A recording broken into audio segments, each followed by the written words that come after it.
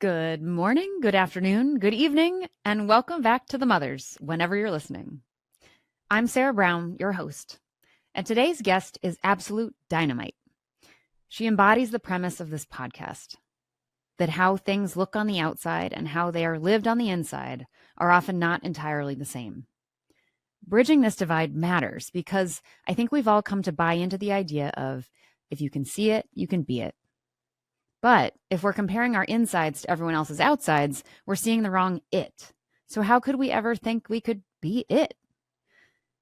Those women out there making a dent in the universe and raising kids, they look like perfect, efficient, intentional, well-resourced, smarter than us machines, living out a life plan devised at birth.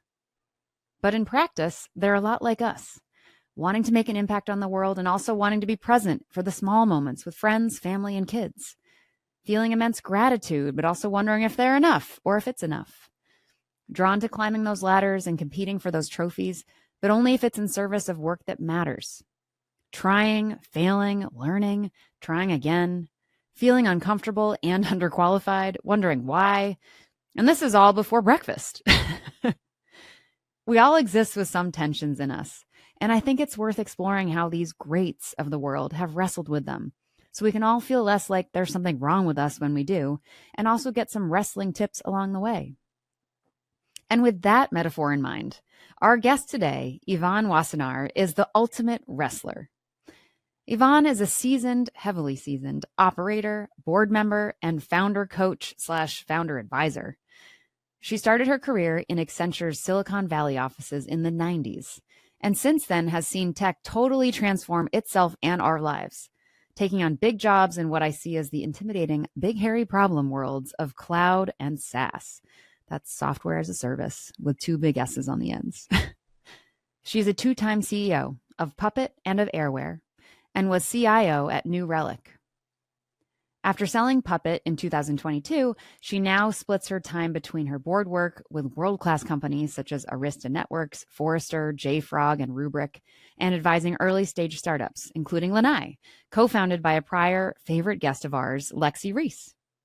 She's also deeply passionate about mentorship, which she does formally at Harvey Mudd College and the UCLA Business School, but also informally throughout Silicon Valley. See? Well-oiled machine. And yet her life is more complicated, more nuanced and deeper than that, of course. She's the single mother of 3 children, born after their father passed away from cancer. Because Yvonne, after living much of her early life in service of achievement and success, fell deeply in love with a man that helped her see the world, herself, and what matters differently. Yvonne's path has been far from an easy one, and as she will say, that's part of what has made it meaningful. She's very much in the proverbial arena in all parts of her life, and that means she does hard shit. She deals with hard things, but she doesn't leave. She sits in it. She carries the hard. She does her best, knowing it's not always perfect, but it's damn good enough. Before we get to it, please do me a favor, if you could. If this podcast has meant something to you, tell a friend. If it's made you think differently, feel comforted, given you new ideas for what you want out of life, help us keep growing by following and reviewing us wherever you're listening now and joining our Instagram community at The Mothers Pod. Thank you, thank you, thank you. And now, I give you the incredible Yvonne Wassenaar. I'm so glad that you are here and are willing and up for having this kind of a conversation. And from what we were even talking about before we started, I can tell that you have a lot to share. So yeah, thank you for being here. Thank you. Yeah. Thank you. Yeah. Well, thank you for hosting me. Like I said, I've listened to a number of the podcasts that you've done, and I do think it is very important. I grew up in a generation where women were first being able to have more commonly, quote, high-powered jobs. And I remember when I went from being a partner at Accenture to being a VP at VMware, and for the first time ever, I had like my own office. And I made a very conscious decision to put my kids' artwork up in my office because I wanted people to know that I had kids. I wanted my kids actually helped me decorate. I wanted my kids to know that they were part of every moment of my day, even if I wasn't physically there. And it was a big transition point that changed the conversations I had with people on my team and people in the company, because they would come to me. Like, one woman came to me and was trying to figure out, when was a good time to have kids, to which anytime's a good time and no time's a good time. Yes, right, right. But Yeah. it was a really interesting conversation that was enabled because there were signals and signs that it was okay. And I think the more that we have the honest conversation of none of this is easy, Yeah. and it doesn't mean that we shouldn't do it or we don't love it, but acknowledging that it is hard gives people permission to be vulnerable and ask for help and perspective in ways that I think that they wouldn't otherwise necessarily feel as comfortable, or even just do it all. So Yeah. Oh, thank you so true. for what you're putting together. Yeah. Oh, thank you for being a part of it. Yeah, I was we like to start with the sort of journey of hearing people tell their own version of the story of how they reached where they are today. I also do want to say before we get into it, which was that I was, logging all over. You have very impressive resume full of incredible achievements, and I was like, wow, this is I'm standing in front of someone who was, approached life without fear, on a mission to climb the ladder, to be in charge and be successful, and kind of wonderfully, and we'll talk about this more, but like occupy these spaces that otherwise are really kind of white male dominated. And then the internet led me to this beautiful podcast interview that you did a couple years ago, this third act with Liz Tinkham, who I hope I said that correctly. And very much to the whole premise of this, I was like, wow, this woman, your life is rooted in love and hope and purpose and growth. And I think that seeing all of that come together is what it makes me tingle. Like, I think that's the meaning of life, is that there are humans out there, and let's humanize them as opposed to see them as only as their accomplishments, of which you have so many. You have so much wisdom to share, and you've lived so much life, and there's so much more ahead, but there's that I'm sure as you go through it, you're kind of weaving it together in different ways in your own mind. And to that point, as I said, we like to start with the storytelling of not letting me sit here and tell you how your life worked, but hear you kind of tell this. How do we tell the story of Yvonne, and how you reached where you are today? Yeah. The older you get, I think the more context and perspective you have on your own life, and the more kind of surreal it is to have other people describe your life, because it often feels, at least in my situation, like somewhat detached, because you can look at my LinkedIn or my resume and be like, wow, what a master plan. Yes. What a climb the ladder. Like, she must have been at this from the time she was in the womb. But the reality, and I'll tell my story in like 2 different books, because I think there is one about me as a person and as a professional, and there's one of me as a mother, which do intertwine, but it's interesting, they're also somewhat separate. From a personal standpoint, I kind of look at my life into a chapter on survival, a chapter on achievement, a chapter on impact, and I think where I'm now much more on empathy. And the reason why the first chapter is really on survival is my parents immigrated to this country from Holland. I'm the youngest of 3. We're all a year and a half apart. They got divorced when I was 4. And my mom, unfortunately, remarried a sexually abusive alcoholic. And so I was sexually molested when I was in 2nd grade. And I think what was most traumatic for me at the time was the fact that I had actually built a close bond with my stepfather. And so there was a great deal of betrayal that when you're that young, you don't actually understand.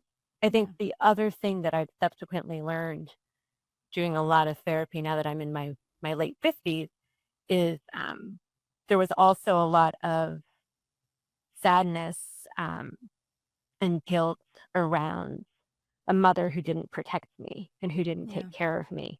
And so I was fortunate that I had amazing teachers and some really good friends, and I threw myself into school because that's where I found protection and a sense of self worth. I wasn't a brilliant child, but I worked really, really hard.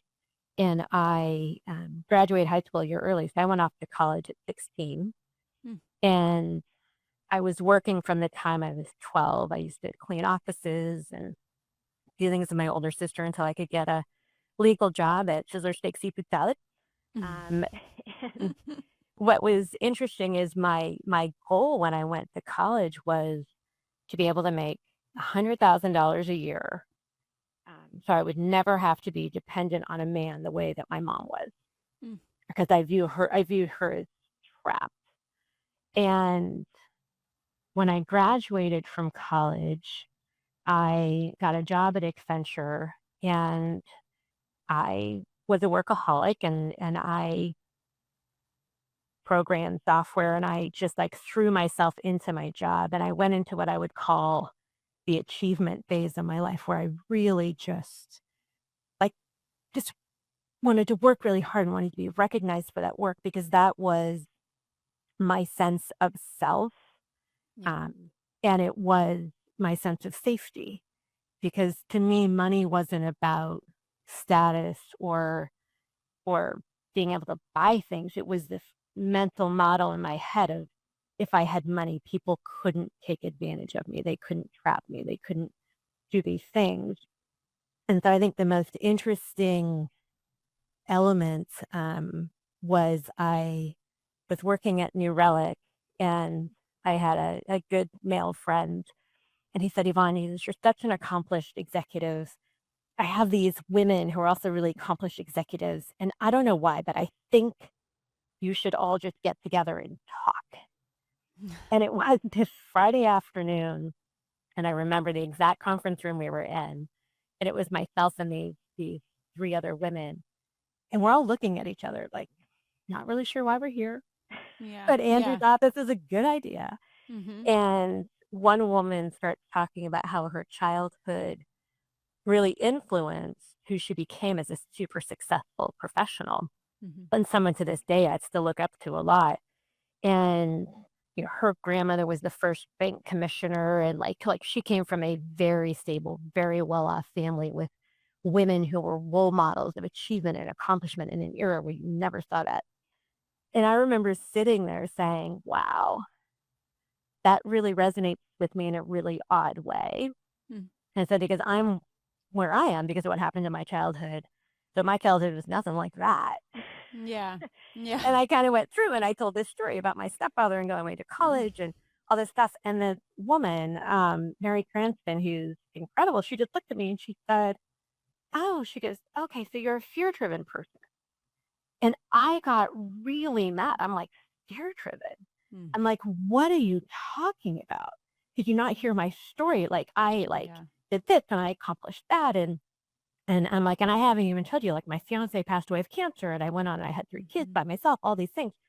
And she was like, yeah, it's okay. You're fear driven. It's fine. There's nothing wrong with that.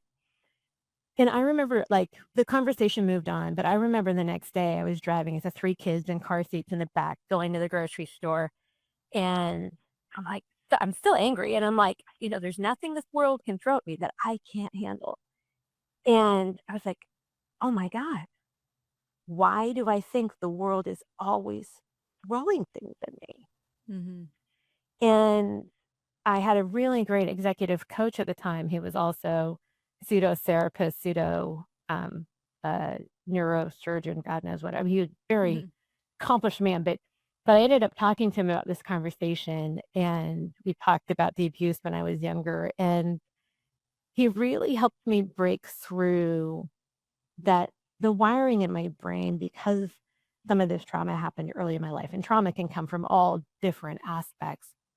But for people who experience trauma early in their life, they can become fear driven. Mm-hmm. And that's not necessarily a bad thing, but when it acts unconsciously, it can hold you back versus if you confront your fears consciously, you can actually set them aside and go on and achieve other things. And so it's this whole concept of moving from, clearly I wasn't a victim.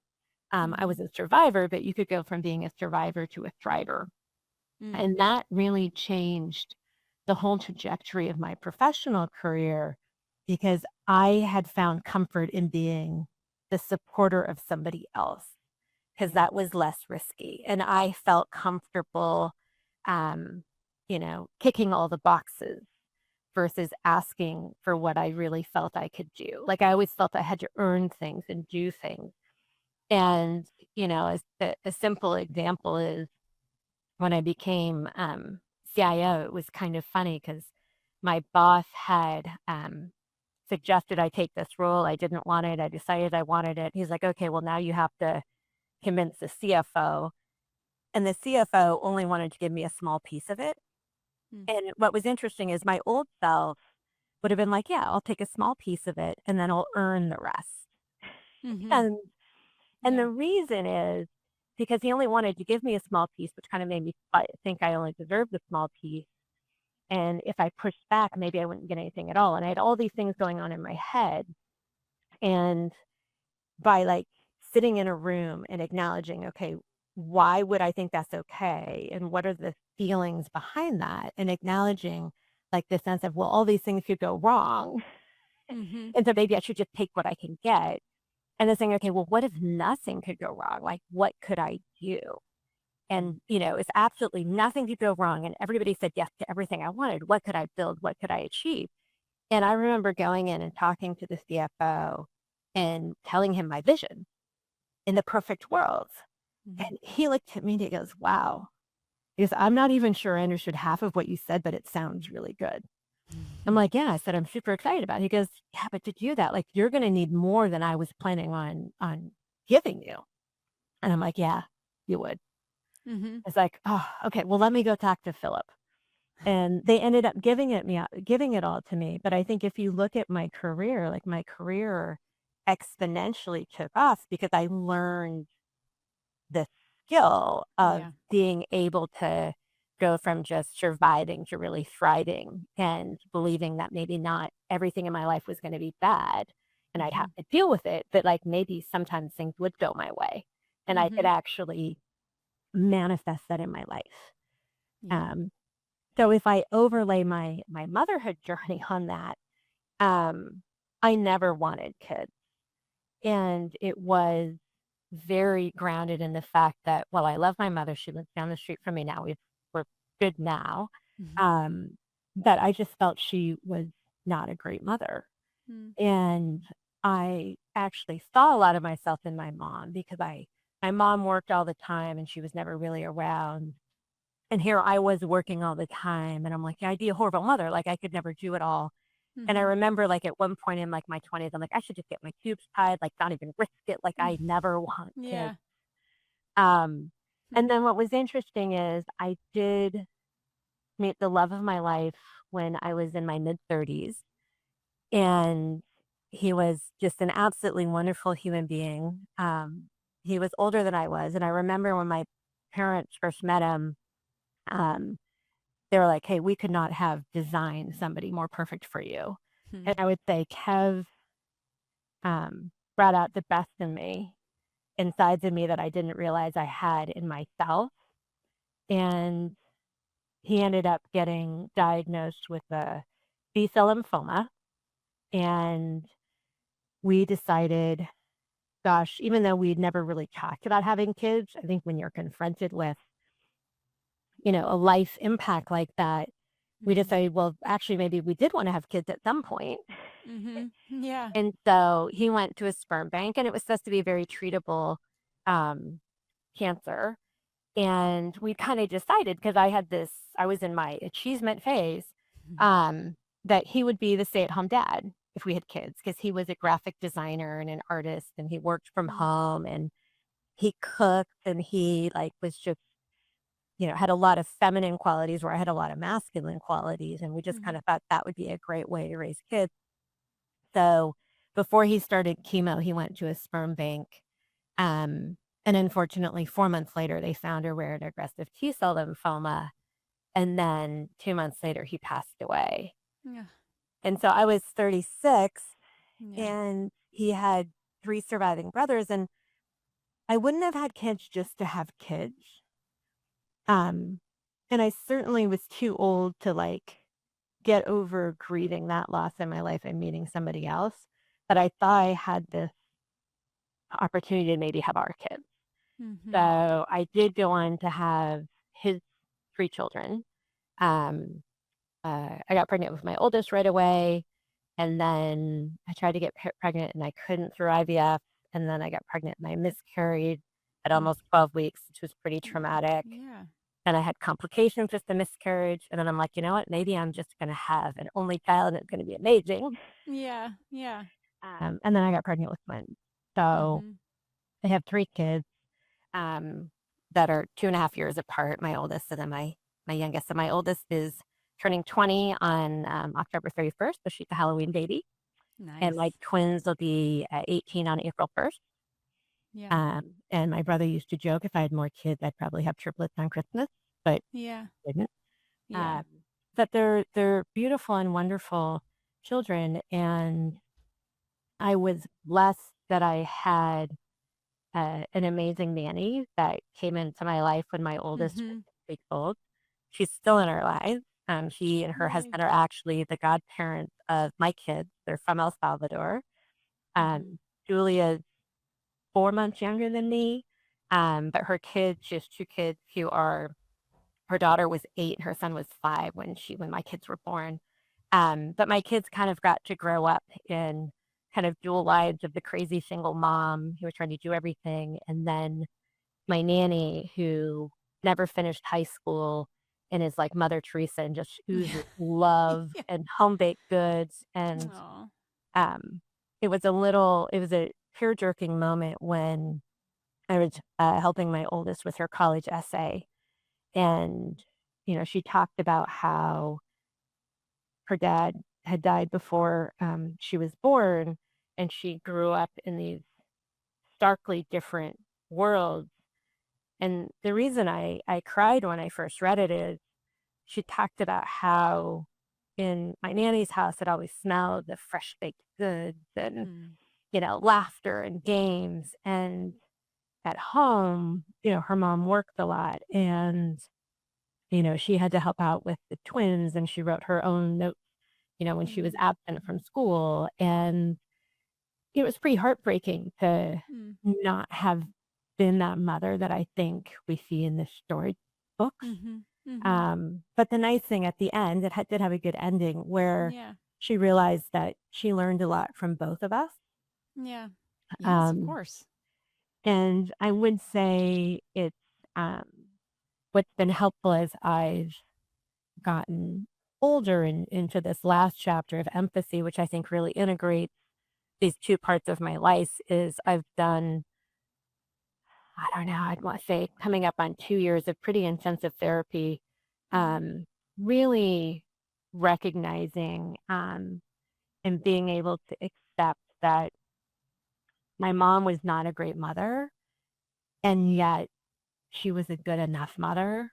And I Mm-hmm. wasn't a perfect mother, but I'm a good enough mother. And by going through and addressing very consciously a lot of the trauma that happened earlier in my life, I'm able to be more vulnerable and more connected with my own children. Mm-hmm. And so I'd say in the last 3 years, my relationship with my own kids is so much deeper and so much more than I could have ever imagined. And a lot of that came from recognizing what kids sometimes need is not that new pair of shoes or not that whatever they want, um, but they need to be seen and felt and have an emotional connection, Mm-hmm. which until later in my life, I really struggled with having. Yeah. And so Yeah. I feel blessed to have like been able to go through all these different phases and weave it together. Mm-hmm. Um, and what's fascinating is like when you look at my LinkedIn, like you get none of that. Right. This is why I asked the question. Yes. But Yeah. there was a lot of struggle and a lot of um, complex emotion and a lot of support from others that I was blessed to get along the way. Yeah, it's a beautifully complicated, brutal, whatever that word is, kind of life. And when just logistically, so you were at Accenture for a long time. When did you decide to start having these children? Your daughter. Was it while you Yeah, were there, or how were you? yeah. So Yeah. I had, and I will say I got very lucky in my career because I had a lot of good coaches and support and people who came. It's just like there were a lot of teachers who saw something in me, Mm-hmm. and really fueled and pulled me in different directions. I had a lot of coaches and support and mentors and sponsors in my work career. I had I decided I was going to have Kev's kids, and I was actually going to quit Accenture because I didn't think I could be partner and do all the travel and all of that and be a single mom because he Yeah. could. And what was interesting is um, I got a job somewhere else. And when I went to resign, one of the top folks at Accenture was there. And the partner I had given my resignation to had gone up and spoken to him. And he came down and he's like, no, no, no, like we need you to stay. We need more role models. We will Mm-hmm. support you as a single mother if you stay at Accenture. And so the only time ever, and I still feel bad about it, I reneged on the offer that I had Mm. accepted. Yeah. I stayed at Accenture. I had my 3 kids there, Mm-hmm. and they were as great as Accenture could be back in the day. I got, Yeah. say, 6 weeks maternity leave with my twins. Mm. Um, 3 Wow. or 4 of it was before when I went 39 weeks with twins. So Wow. um, I had to go on short-term disability. But I remember going back to work and doing conference calls in like the little breastfeeding rooms. And Yeah. I had my oldest was potty training at the time, and I'm like breastfeeding 2 kids at the same time on the couch. And Yeah. like it's those days you look back on and you're like, I don't really know how I did that, but I Sure. did. Yeah. And it was, yeah, it's amazing what you can achieve. And like I said, I did have an incredible nanny. One time I was Right. in those early days, I was so tired. I called my nanny up on a Saturday morning. They Mm-hmm. said, I'm so sorry to bother you. I'm like, but I just need to sleep. Like I was Yeah. fantasizing about sleep. And she came and she picked up the kids and I slept for 24 hours. Mm. And that's Yeah. where I say like having community, whether it's friends, family, nannies, Yeah. whatever it Yeah. is Yeah. is super important. But I will say a career barrier that I think is important for folks to understand is I had a great exec coach, and she said, what do you want to work on this year? And I was like, well, maybe a double promotion because I'd been a partner almost for 5 years. And she said, well, do you want to be a consultant forever? And I was like, oh God, no. Mm-hmm. And she's like, I hate to break it to you, that's all you've ever done. Mm-hmm. And I had this story in my head that's like all I could handle right now because I was a single mom and I had 3 kids Yeah. and I'd been at Accenture for 17 years and I kind of controlled my own schedule because I was a partner and all these things. And Mm-hmm. she was like, what makes you believe you can't do that somewhere else? She's like, you're one of the smartest people I know. You live in Silicon Valley. I'm sure tons of people would pay you more and give you more Mm-hmm. flexibility. Mm-hmm. And I really didn't believe her. Um, but I took a leap of faith. She kind of pushed me out of the nest Yeah. and it felt super risky at the time. But that's when I went from Accenture to VMware Mm-hmm. and Okay. worked for Carl Eschenbach, who now runs Workday. But Carl had been my client for 2 years. And he Mm-hmm. used to always say, could you just come work here? I could pay you more and Accenture less because I just want to work with you. Yeah. And I'm like, I don't know. What would I do? He's like, Yeah. anything you want. Mm-hmm. And I just share that story because I think it's very common for working moms to like have this story of like, okay, but this company's so good to me, I can't leave. Yep. And it was very helpful to have somebody kind of push me out of the nest and realize though, no, actually you probably can. Yeah. You need to be thoughtful around what you're doing, um, but I do think we put up a lot of false barriers for For ourselves. sure. I am curious. So many questions. There's life is full of there's so many things to get into, but in this moment, I was curious. A lot of our guests talk about becoming a parent being sort of a catalyst to them moving towards or taking action on things that are more passion based or purpose. They become more purpose driven in a certain way of what kind of work they want to do.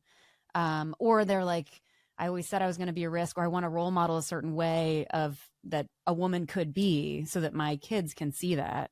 Was that behind any of your, whether it was this move to VMware or moves since that, was that, I don't know, did motherhood sort of light a fire in some ways or in other ways kind of make you more brave, I guess, to do other things? Yeah, it's a great question. For me, the trigger point was actually when Kevin was sick, he he had come home with the help of hospice. Mm-hmm. And one night during the middle of the night, he woke up, he couldn't sleep, and he was British. And so what do? You have a cup of tea and a bicky whenever you can't Mm-hmm. sleep or there's something hard. And he was talking about how he regretted not following his true passion in painting and art, that he had kind of gone a commercial route. And he was incredibly talented, and my kids have inherited his talent. Um, but it was pretty devastating at 36 to have this person who you love who's literally at death's door being regretful of how they had spent an aspect of their life. Mm-hmm. And that was life altering for me because it was Yeah. the first time that I really contemplated my own death Mm-hmm. and how would I look back on my life and what would I regret, what would I be proud of. And I think that experience with Kevin was part of what gave me the courage to have our kids together. Mm. Um, and what became really important to me over time is that I want to work on problems that really matter. Yeah. And so it's one of the conversations I had with my kids when I took the job at Puppet. Puppet is based in Portland, Oregon. I live in San Francisco. We live in San Francisco. And my kids Mm-hmm. were like, why are you taking the CEO job in Portland, Oregon? We don't want to move. I'm like, Mm-hmm. oh, we're not going to have to move. I'm just going to travel up there, but it's a global company. I have to travel anyway. And they're like, well, but we don't want you traveling all the time either. I was like, yeah, I know. I said, but let me tell you why I want to do this. And the reasons I wanted to do it is one, I thought the problem that Puppet worked on, which was infrastructure automation, which is, you know, all the scalability and security that's important underneath all the fun apps and everything that we want to do in this Mm-hmm. digitized world. That's super important. And I felt there were a lot of things I could contribute to the company.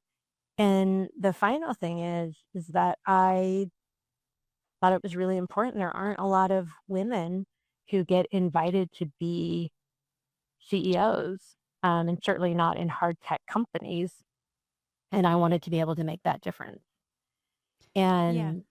And they looked at me and they're like, okay, mom, you can do it. I'm so glad you brought that up because I saw an interview that mentioned that anecdote, and you described very much what you said, and supposedly you were also quoted to say, as I see, most importantly, because very few women are invited to run tech companies, I see this not only as a great opportunity but also an important obligation. Yeah. And I see a little bit of that in you, and I don't know you well enough, but in sort of the choices that you've made since, and I've heard this echoed guests, but also women that are leading in industries where they are underrepresented, this sense of duty and obligation to take up do the harder thing so that it's easier for the next folks to come that are going to come behind us. And I first just want to say how admirable that is, because you're folks that are doing this, it's not like their life is easier than the rest of us. And so sure, let's like do another hard thing. But I'm also curious where that comes from and kind of how you find the wherewithal, because people really are told that they have, and I think even particularly once you become a parent and a mother, in some ways even worse, that you're so drained, that how to also take up pick up the baton and be like, I will also be the one. Where does that Yeah. where did that come from for you? How can we bottle that up and give it to others? Yeah. Well, I think it's a few things. One is, and I do plan, like I do portfolio board work today and advisory work, but I do plan on going back and being a CEO again once I'm an empty nester. Mm-hmm. Um, because I do believe it's an opportunity and an obligation. And what's interesting is what what I have learned sitting in those positions of power is this is so much more than opening the doors for others who look like us. Mm-hmm. It is about having the opportunity to bring a much broader network into the ecosystem. So, for example, when I was at Puppet, I got to reshape my board and bring on people from diverse communities who hadn't had those experiences and yet were Mm-hmm. so qualified and so helpful. And it's not just about sitting in those positions, it's also about the wealth creation that can come with that. And the fact that people who come from these diverse backgrounds oftentimes reinvest that wealth in very, very different ways that are very community focused and make massive impacts in Mm-hmm. where we live and work. And so I think that's a really important aspect of it, that you can empower others much beyond just being that role model. Mm-hmm. And then the thing that surprised and energizes me the most is actually the shift in leadership culture that we can create. Mm-hmm. And it is actually creating different role models, oftentimes for men, that Mm-hmm. has been really fascinating. Like when I ran this small drone startup, I had this engineer was in my office and he was clearly exhausted. Mm-hmm. And I'm like, are you okay? He's like, sorry. He's like, I'm so tired. My, 1.5-year-old had an ear infection. I had to go to the emergency room, da, da, da, da. Mm-hmm. And I'm like, okay, go home. Like, just get sleep. And the next day he came back. He's like, I'm, I don't know why I told you that story. I'm so embarrassed. I'm like, why should you be embarrassed? Like that happens to everybody. Like kids get ear Mm-hmm. infections. You do that. And I think it's great that you went to the emergency room and your wife, didn't have to go. Yeah. And he is like, wow, okay. And then when I ran Puppet, um, when we sold the company, there was one gentleman who sent me a really long LinkedIn post, like 6 or 9 months later, and he was describing how he was talking with his wife about me at the dinner table with his 9-year-old daughter. Mm-hmm. And there was another gentleman who sent me a handwritten note. It was like scribbled in a little arrow, like flip it over, here's some more. And he talked about how the company was so different from a culture perspective, and that, every CEO says they want to, hear from their employees, but I actually listened. And this whole concept that vulnerability is actually strength, not weakness, Yeah. when it presents itself in the right form. And so what I've come to appreciate is it's it's many things when you take on these opportunities that you can impact. And when you see that richness and when you see the breadth of what's possible, and you know that you have a community of people who are supporting you and who will help you work through it, I think that makes a massive difference. The other thing that makes a difference is something you mentioned earlier, which is you do want to be a role model for your kids. Mm-hmm. And if you ask, my kids, um, what does your mom want to do when they were younger? They go, she wants to change the world. Mm-hmm. Yeah. And it is, um, as they start to learn and understand as they get older, like what you do, and how you do it, there's a lot of pride and respect and sense of self-worth that they can find themselves in where they Mm-hmm. come from, and their parents. The other thing that I would say is life is about trade-offs. And so I wasn't at every pickup, I wasn't at every drop off. Um, and and my kids, had to do a lot on their own and be very responsible. And when my oldest went off to college, she was really thankful that, she felt nervous, but safe going to New York on her own, even though it's a super big city and Parsons does not have a traditional campus, but because she had a lot of those life skills. And so I think it's a lot of trade-offs. And the important thing, and this is a short story I'll tell you that was transformational between my kids and I. But when I went from working at VMware to New Relic was in San Francisco. We lived in San Francisco. My twins who were in kindergarten were like, "Oh, this is great, Mom. Like you can," I guess they were going into first grade. They're like, "You can pick us up from school now." And I was, it's nighttime and my twins used to, they're boy-girl twins, they used to share a room. And I'm laying on the bed with my little girl. And I think, well, Abby, I can drop you off more. I said, but picking you up is going to be hard because you get out of school at 2:30 and San Francisco is a big town and I work on the other side of town. And she's like, yeah, but Mommy, I really want you to pick us up. And I was like, yeah, but Abby, Mommy has a really big job and it's on the other side, but I can drop you off more. And we were going back and forth. She was resilient. And at one point she said, Mommy, my daddy is dead. And I want you to pick me up from school.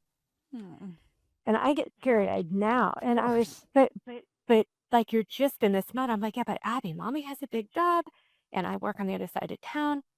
And then her twin brother's like, yeah, Mommy, our daddy's dead. And I just started crying. And we all cried ourselves to sleep.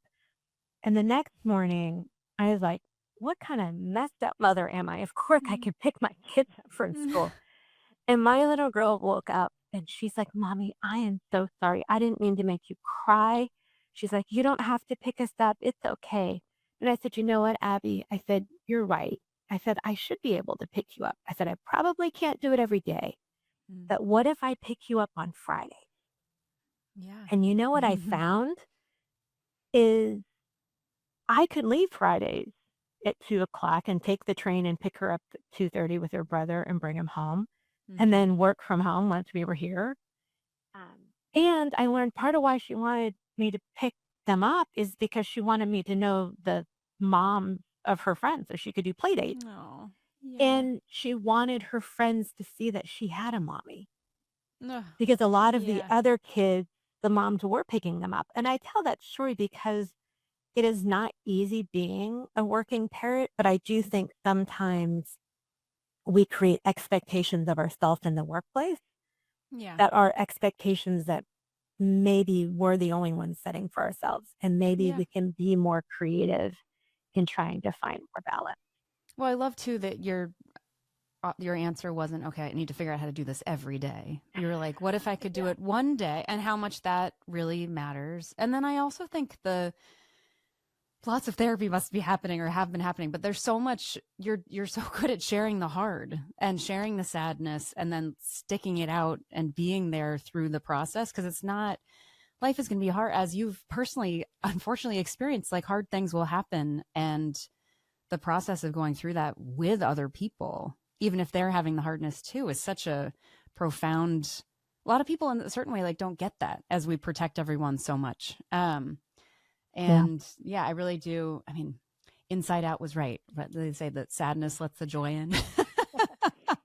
Exactly. Oh, that's a beautiful story. I wanted to ask a slightly professional advice question, given your experience and also where you sit on these boards and what you were saying about helping more people get into these positions of quote power or higher up at different organizations. Because you described earlier days essentially saying, I don't know. You're saying, I don't know if these are the exact words you would say, but some level of questioning whether you're qualified for something, or let me get at a certain level and then prove that I can do more. And the idea being, what if we shifted that to believing we could do the bigger, harder thing right off the bat, and I know your personal story, some of that is rooted in deep trauma and fear. I think there are also a lot of people walking around, many women in particular, who are like generally just don't have a disposition to say, I am qualified for that, or I deserve to be on the advisory board, or I deserve to be in the C-suite. More like, I will slowly do what I am told to do and try to do the assignment as well as possible. And eventually someone else will realize that I'm great. Yeah. How do you, what's asking for a friend? How do you help people shift that mindset to, I'm not sure, let me try to prove that I can, to I know I can and I deserve that bigger Yeah. opportunity? Yeah. I'll tell you two quick stories. One is trying it out and being successful. And I had an experience where, at the prompting of my male peers, I asked my boss for a bigger job, which I would never have done on my own. Like one of my male peers Mm-hmm. actually role played this with me, so I'd get it Mm-hmm. right. Mm-hmm. Yeah. And I went to my boss, and he said, "I know you would do an amazing job, but you have 3 young kids, um, and so no." Mm-hmm. And I looked at him and I said, "Would you say that to anyone else on your staff?" Because I was the only female. Yeah. And he said, "No, but I care about you more as a mother than I do a friend." And I'd known this person for Mm. years. And in that moment in time, I just looked at him, and I believe it's because he said he knew I do a great job that I had the courage to say, "You know what? I'm a grown woman. I'm an amazing mother. And if you don't give me this job, I quit." And I walked off, Yes. and he gave me the job. Ah, great. And he's become a much more empathetic person, learning not to judge whether a working mom can do it all or not. Yeah. Um, but it gave me the courage of, speak your truth, Mm-hmm. that I really was going to quit if you didn't give it to me. And Mm-hmm. that leads to the second thing, which is you need to have leverage, or leverage is very helpful. Mm-hmm. And when I didn't get promoted this one time, I went crying to my girlfriend, who confirmed all the misjustices, and we Mm-hmm. created the checklist of new things I was going to do to get definitely promoted next time. Yeah. And I went to one of my guy friends, and he's like, "Don't cry on my shoulder." I'm like, "What are you talking about?" He goes, "This is your fault." I'm like, "How is this my fault? They screwed me over." Yeah. And Yeah. and he said, "No, no, no, no." He goes, "You're one of the smartest people I know." He's like, "But you have no leverage." I'm like, "What are you Mm-hmm. talking about?" He goes, "I bet you eat your lunch at your desk." I'm like, "Of course I do. I'm a working mom and I have a lot of things Yeah. to do, and I got a big Yeah. job." And he said, "Well, that's your problem." He's like, "You're one of the smartest people I know, and nobody knows who you are. And so you have no leverage. The only people who know you are the people in that company." Mm-hmm. And he's like, "So what you need to do is you need to start networking." And that's when I made this calendar that sat in my office. And every week I would challenge myself to meet somebody new, and I would challenge myself to rekindle a relationship with somebody I hadn't spoken to in a long time. Mm-hmm. And I would ask people to introduce me to people. And what I started to realize is I could recruit better talent. I could get access to better information. I could be more influential with customers, partners, all of that. I could find better job opportunities. I could garner more respect, and I had more confidence Yeah. that I could really stand up for what I wanted and what I needed. Mm-hmm. The third thing I did is I've had a lot of executive coaches, and that Mm. has also been helpful. And so I Yeah. think in your career, like getting to the VP level, you're kind of good with like leadership training. I was at Accenture, I had leadership training up the wazoo. But Yeah. once you're like at that senior vice president or that C level, or, having an executive coach is like having a physical trainer, like somebody who Mm-hmm. can really understand what makes you tick. So going back to my new Relic story, the unlock was that integration between my childhood and how I showed up as a leader, that Mm-hmm. once I understood that, I could change the trajectory of my career. And Yeah. you only get that with really, well-trained coaches who work at those higher levels of leadership that I think can Mm-hmm. make a big difference. Mm. Thank you for that. A very good practical advice. So thank you. Yeah, this has been such a great conversation. I feel like I've gone from wanting to give you a trophy to like want to give you a hug. We do these really rapid fire last closing questions. If you have like 30 seconds, we can fly through them. So if you could go back and tell your new mom self one thing, anything come to mind? I I would give myself permission to not be perfect. Mm. I think when I was super early in that childhood, that baby early childhood phase, I was trying to be the perfect employee, to be the perfect mom, to do everything. Um, and the two things that comes at the cost of, one is sleep, which is super Yeah. important. But the other is what we've spent a lot of time talking about, which is that ability to stop, listen, be vulnerable, and connect emotionally. And Mm-hmm. so it's okay if the house is a mess. It's Yeah. okay if dinner gets burnt. Yeah. What's important is that you hear what matters and you can share what matters along the way. And I didn't do that as much as I wish I would Yes. Oh, very wise. Yeah. Um, is there, this may have answered it already, but anything else that you could provide yourself or your family along this journey of motherhood that would have made it a little bit easier, acknowledging that it's not supposed to be easy? have. Yeah, I would have spent more time with friends. Hmm. And what's interesting is I didn't really spend any time with people outside of work. So I have a lot of work friends. Mm-hmm. But literally I worked, I traveled, I tried to like take care of myself, and we had a lot of pets. Mm-hmm. But what's interesting is you role model a lot for your children, social engagement, Mm-hmm. and making connections. And like the thing I think I did well is we ate dinner at the dinner table a lot. I tried to Mm-hmm. prioritize that. And that's still the favorite time of day. And I think the reason I've had good relationships with teenagers is they were programmed to talk at the dinner table. And so Yes. now we have great conversations. Mm-hmm. But we never really had people over. So like my Mm-hmm. kids that go to their friend's house, and I didn't really have friends who would come over. And Mm-hmm. I think that was a lost opportunity for me, but also for them. Yeah. That now I work to do more of, but that didn't come Yeah. until later in life. That's so wise. I think about that actually now that I realize it intentionally. I am not naturally an extroverted host person, but I feel like some of our kids in particular need to know that that's important and need to see how to do that. So that is really valuable. All right, final question is your kids may listen to this one day. Is there anything you want to say to them? How much I love them. I mean, I would say one of the things, um, parenting is super hard, but each of my children, just like their dad, has brought something out in me that I think has made me a better person and has allowed Mm-hmm. me to have greater impact in this world. They've given me energy, love, courage, but also depth and texture in a way that Mm-hmm. if I hadn't had them, I don't believe I'd have. So Yeah. a huge Oh, thank well, you to all three of my kids. yes, they're lucky. Yvonne, thank you so much. This has been such a deep, wonderful conversation. Thank you for sharing so much of your life with me and us. I feel really honored to hear it. So thank you for the time, and I hope you have a wonderful rest of your day. Wonderful. Thank you. And thanks for all you do. Thank you, Yvonne. Wow, what a conversation. I have to go call V.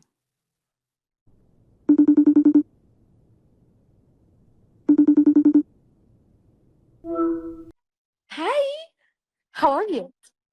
Um, I'm dying to hear about Yvonne. Is that how you pronounce Yvonne, Yvonne? yes. Okay. Okay, what a story. Like so many we need to have like 25 episodes with her because there's Amazing. so A many angles series. on her story.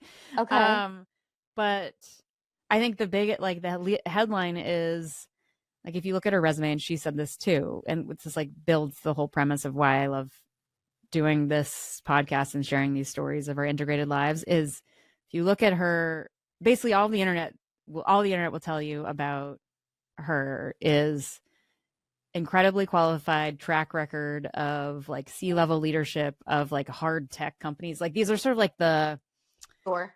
the sort of tech from my perspective the least sexy, but at the same time like the most essential. Like she would lead companies that are like, this is why the internet works. I'd be Yes, like, yes, yes, yes. and I'd be Okay, like, that's sex. but what about like these cool apps that like look No, fun? no, no. This is how the internet works. And which is incredibly badass. And also as a woman to do that is incredibly Yes. even more badass. So she's run various companies and then she's like on like many boards and a senior advisor to many big deal companies. But then you get the other side or the fuller picture of her life, which is like, because that would make you be like, okay, striver for achievement, like really wanted to be successful in a like not even traditional way, but like in this corporate-ish tech world. And then you get the broader picture of she was basically abused as a child, and that trauma understandably created a sense of fear generally in life. All of this she didn't necessarily know when she was that age, but lived kind of a fear-driven existence. But part of that was like, to feel safe is to be able to provide for myself financially. And so she had this like very specific goal of making $100,000 a year, and which all of this makes so much sense.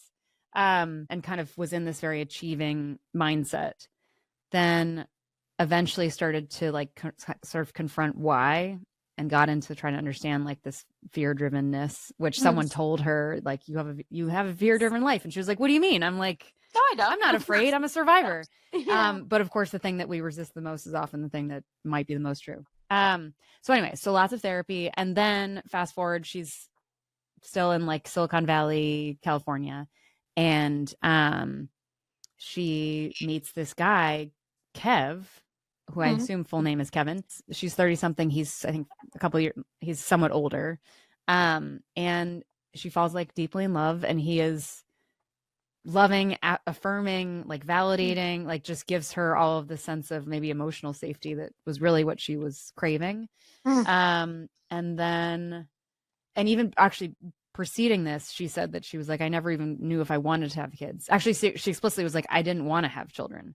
Wow. Largely based on what her experience was, and her experience as she understood her mother at that time was like, this is just a recipe for disaster. Then husband winds up being diagnosed with a vicious form of cancer, and, or sorry, not husband. Fiance ends up being diagnosed with vicious form of cancer, and that basically gave him months to live. And in and around this, he'd gone to like a sperm bank to like log their things, because at that point they were, you know, on the verge of getting married and thinking about having kids, maybe, even though she said she never even knew that she wanted to do that.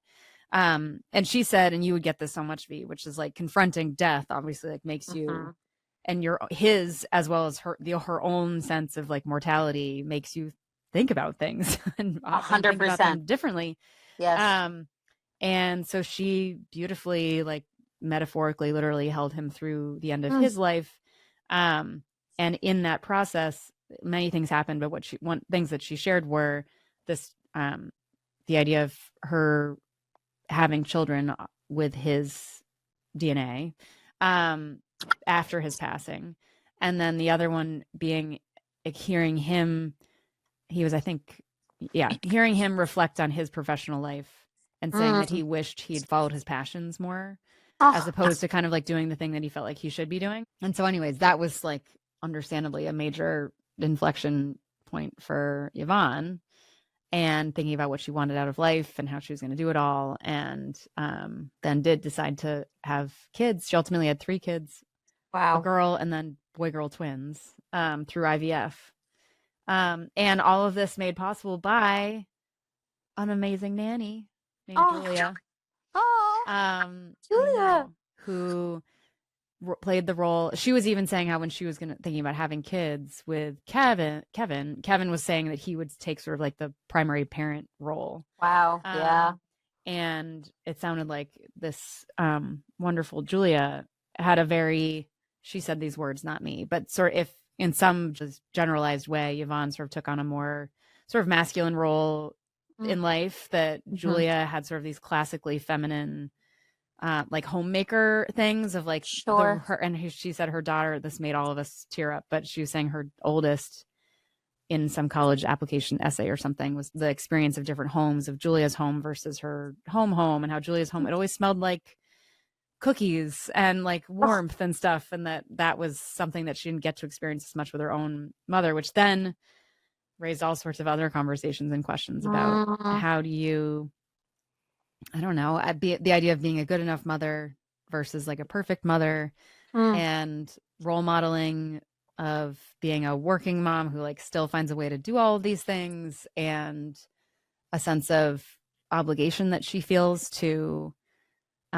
do the hard thing and be the first woman to do it, kind of thing, even if it's, as I said already, even if it's very hard, because personally wanting to show her kids that she could do that, but also more broadly, like opening up space, not just for that one slot, but like systemic change within those organizations and like forward thinking recruitment and all that stuff. So I don't know. It was a fascinating, and you could sort of see how she herself, as she was having these conversations, like there's so many sides to her that trying to like get them all kind of integrated, which I think is a very classic, unfortunately, a childhood with trauma in it can create this sort of fractured sense of identities. And I think she's done an amazing job with a lot of work to discover herself whole. And I don't know, it was very beautiful. We cried, of course.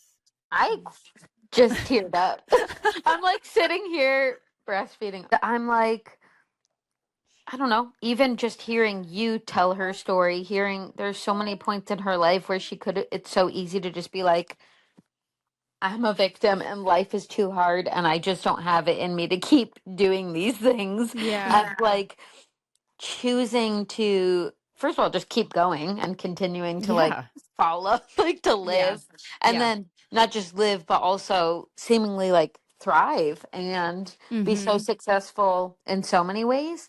But also I just love this almost like rejection of like traditional nuclear families and roles and expectations, and that like, I don't know, family can be a collaborative experience in a different way than like just how we think of it. Like, I don't know, that's so brave to be like, I am choosing to still have these kids even though my partner's not here. And maybe that's even a little triggering because I'm sure there's traits and like characteristics or appearances that are similar, which is like beautiful and sad. Oh like, my God, I know. right? Here's the part Like, where we both really lost it. And I would have oh no. lost it more if I were trying to like move the conversation on. But to this point, she was sharing this story about she'd taken a new job. They're all San Francisco based. She'd taken a new big, I think, the CEO or CEO equivalent job at a company that was located in San Francisco as opposed to outside of San Francisco. And that to her daughter made it seem like she was much closer to be able to pick up her child after school. And daughter was literally like at bedtime, like, oh, well, now you can pick me up from school. And her mom was like, no. It's still quite far and you get out of school at 2:30. I can drop you off, but I still can't come to pick you up from school. And this like, she was very persistent and being like, why can't you pick me up for school? And eventually said, my dad is dead. I just want you to pick me up from school. And then her brother, this is the twin, I think, the brother, other siblings got involved saying like, our dad is dead. Like, can you just pick us up from school? Oh my God. And then everyone starts crying like in the story. And as she's like, I still don't know how to do this. And then everyone's crying and they fall asleep crying. And then in the morning, oh my God, mom is like, Yvonne is like, what kind of a mother am I that I can't go find a way to pick up my child from school? And so she says, in the morning, she goes back to her daughter and says, I'll find a way to pick you up from school. I can't come every day, but I'll come on Fridays. Okay. And her daughter also preemptively was going to say, or did say, I'm so sorry, Mom, that I said that to you. I know you have like a big job and like, it's okay. But everyone like went through this emotional thing like together. Oh my and then it was a breakthrough that she also, Mom Yvonne, realized like, instead of trying to be there, this was what to me, I thought was like genius and important, was classic response to that would be, okay, I need to find a way to be there every day. But instead it was like, I'm going to commit to being there once a week on Fridays, which really scratched the itch and was enough. Like, it's sort of the classic, like you can do enough as it's to all. And I don't know. It was just a very holy moly. I feel like how incredibly emotionally intelligent and like patient, and the fact that also speaks so much to their growing up experience, the fact that they were able to process that together and then explain after the fact, like, sorry, I said that, like, whatever, and to come to a conclusion that does work. Like, so often, I don't know, it's like, nope, this is my decision, this is what we're doing, and it is what it is because I'm the parent, and like the fact that Yvonne's able to like come back and be like, okay, I'm hearing your need, and it might not be what my need is, and that's okay. Like, let's find a middle ground. Like, damn. Totally. Oh my God. Yeah, I need to hear. I know. She needs to write a book about how to live. Totally. Because I want to do that. I want to do what she does. Wow. I know. I don't know. So yeah, it was a important conversation. And also a reminder of she's 50 something. Like how just generationally these like the role modeling shifts, the mentality continues to shift because people before us did the hard thing. Now this can be more of like an optional thing maybe for the rest of us, although still necessary. Right. And the last thing that I will say is she also talked about how just like the importance of normalizing the hard of like, yeah, it's hard to like have a big job and have kids, but it doesn't mean you can't do it. And like we're already doing a lot of hard things. So like just sort of add this to the list. It means like I won't be there for everything and I will be tired some more than I need to other times. So it was just sort of, which is a little bit generationally different, I think, than how even the 40 something cohort and the 30 and the 20 something cohort, where everything feels everything's so hard and why should I have to take on more hard? Truly, yes. But I thought that was really, I don't know, nice for people that are like, should I go for that bigger job? Should I not? And it's like, obviously there's many reasons to make these choices, but I think the idea of not being afraid of the hard, because to the point of these conversations, seeing people doing the hard thing and still like being okay is helpful. So you don't feel alone when it feels so hard. It's like, this is kind of what's supposed to be happening. But anyway. Yvonne sounds like a badass. Also, I don't think I said this before, but I think it's in the same vein of what I said before, but like more, I don't know, like choosing to take action and live with such choice of things that after seeing her fiance die, like that really does throw you for a loop, and you're just like, damn, life is precious. Like you reevaluate just like everything when someone, and I don't know, that in that relationship capacity, when you lose someone like that. So the fact that she was able to like go through that, it's traumatic and sad, and grieve that, and like take lessons from it. Like it would be so easy to be like, ugh, that was really hard, and then just like whatever. The fact that she's like, what can I take away from this in like a productive way and a beautiful way? I'm like, damn. I know. Get it, girl. Absolutely. I know. Go Yvonne. What a badass. Yeah. It is like, I keep adding more anecdotes, but like there is another theme of what we talked about too, was like how there are moments within parenting and things you might hear individually from your kids along the way that moment feels like you're doing something wrong, or they're saying something that implies that you're doing something entirely wrong. But that actually, if you zoom out and over time, those things that there might have been a moment that felt wrong are actually the reason that your kid is able to do something harder later. Specifically, she was talking about her oldest going to college in New York, and I think it was New York, but going away for college, and talking about how the oldest had to be fairly independent and responsible from a young age because there was only one parent, which is something that clearly Yvonne, and in some ways her daughter, everyone felt like was not ideal. But hearing that once she's in college, that she feels basically far better equipped to deal with this because of that experience, and feels less rocked by it. Like, I don't know, you just have to kind of like stick it out. Anything that's bad in that moment, just like stay with it. Yes. And over time, it may not actually be so bad. Turns out we could do hard things, maybe. I feel like my generation of parents, none of us really like to see our kids feel discomfort.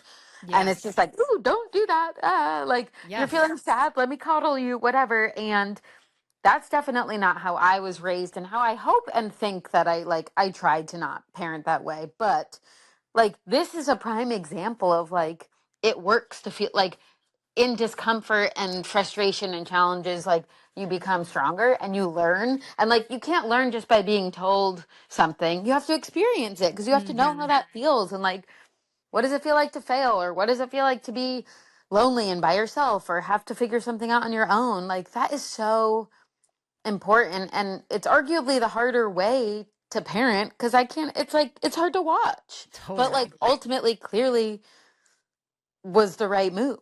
And like, yeah, her kids are better she for also it. said this too, because I said something similar of like, it's hard to know how to do the right thing. Right. And I think she at one point, this might have actually been before we started recording, but she was like, I've also learned like there is no right. Sure. It just like, is. Okay. Whatever. But tell me, Yvonne, what's the right but thing? what should I do? Yeah. So anyway, damn. Resilience, courage. Oh, yeah. Overcoming fear, or doing it, being afraid anyway, or repositioning what it means to be fear-based, all of those things. She's courageous. What is it? The definition of courage? Wait, freedom is courage is being afraid and doing freedom it anyway. from fear. It's being afraid and going on anyway. Yeah. She's that. Yeah. Fun. Oh, I know. Well, thanks for sharing. Thanks for Thanks for being there for the recap. Amazing. Yes. Wow. Okay. What's the rest of your day like? Where's your joy in your week? Well, my joy is that we have moved to a long-term living situation, and I feel happy. It's chaotic in here, and there's boxes, and there's all of a sudden I'm like, are we hoarders? Because we have so much stuff. But I know that it'll get better, and it feels so good to like feel happy in our space. And like, it's so nice. Yeah. As someone in a not modern home, you are in a modern home now, and I'm jealous. It's pretty crazy. I think the biggest like what is that we went from a 1820s home that was like really never kept up to we have a Toto washlet toilet with a heated seat. Oh my gosh. And like, does it like spray up your butt too? Yeah. And it also like self cleans after every time you go to the bathroom. So my God. I'm like, we live in Smart House. This is happy. That's amazing. Good job. I hate that I love it, but I do, and I'm not going to be sorry about it. There's seasons for everything. Doesn't mean you have to commit. Maybe one day you'll want to go back. Well, maybe, but in this moment, I'm here for my self-washing toilet and heated seat that I just know is going to feel good in the winter when it's cold. Like, honestly, when life is so hard, as we were just talking about, if there are things you can control that make life feel easier, like do that. I'm like, my mom died. Give me the nice kitchen. I'm over this. Fuck it. I have one parent. I want a air fryer / oven that has never been used before. Yes. Where's your joy this week? My joy actually is behind the scenes undercover knowledge, but you know how we have the sponsor of Little Saints? Yes. That's been the one that we've been leading with, and it's been my bad. We need to I need to recruit more sponsors, but we were their like top performing affiliate brand in the last couple months, and I feel like fuck yeah. So to all the listeners that are buying Little Saints, like go buy the Little Saints. I love it. Use that code. Yes. The Mother's 20. Get what is it? Yes, 20% off. The Mother's 20. Which is a significant amount. That's good. Yes. So that's pretty awesome. Validating. It's really I feel like you're here to be like, we're doing something that matters. This is validating from like a business perspective that makes you feel like we're reaching and engaging with an audience. Yes. Sarah loves numbers and facts. Well, I only like them when they're positive. Those numbers. I like high numbers, not numbers. So that's giving me joy because it is making me be like, this isn't just I'm not just pretending. This is real, which is great. Yeah. Also, Little Saints is really good. I had their ginger mule like can thing. And it's yum. Turns out. Yeah. They're actually on the fence. And I'm on the fence. I really enjoy the alcohol, but I would like, I don't know, swap it out. To Yvonne's model. Don't have to get rid of it all day. Maybe just move it to like once a week. It's balance. It's balance, baby. Exactly. Why is balance so hard? It feels like it should be the easiest thing because that's when it feels best. But no, we're working on it. Until then, Little Saints. Truth. That's their new tagline. You're welcome, Little Saints. We got you. Exactly. Amazing. Well, thank you, V. Thanks for sharing her story. Of course. Thanks, Yvonne, for being comfortable to share it. Yeah, Yvonne, your growth is tremendous, and we're so grateful that the alchemy of your life is really magical. a lot of Truly. hard things, turning them into a lot of useful and helpful things for yourself and Yes. everyone around you. And so thank you. Yeah. And the next generation. Exactly. So, hell yeah. Exactly. Amazing. All right. I All love you. right. Love you. Rock the rest of your day. Okay, bye. Thanks. Bye. Thank you so much for joining us. Please remember to like and subscribe so you don't miss an episode and we can reach even more rock stars like you. The Mothers is a production of Backline Media, shining a light on those who carry the team.